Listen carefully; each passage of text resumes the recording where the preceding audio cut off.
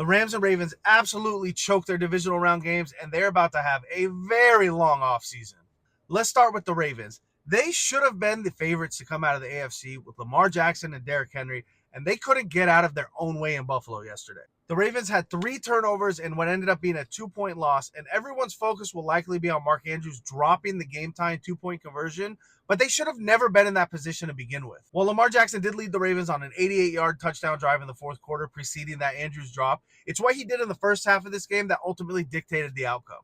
Jackson had 2 turnovers in the first half of this game, including a fumble that led directly to a Bills touchdown. He hadn't turned the ball over twice in a single game this entire season.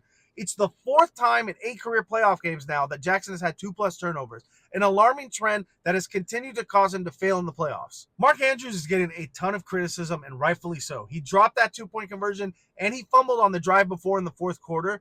But if Jackson had played up to his MVP level, the Ravens would have won this game going away. It's going to be a long offseason in Baltimore. In the other divisional game on Sunday, the Rams fared just as badly as the Ravens. They lost to the Eagles 28-22 in a game whose final margin you can directly tie to Rams' miscues and turnovers. The Rams fumbled the ball away on consecutive possessions in the second half, each leading directly to an Eagles field goal. Quick math, 2 field goals are 6 points. 6 points was the final margin of victory in this game for Philadelphia.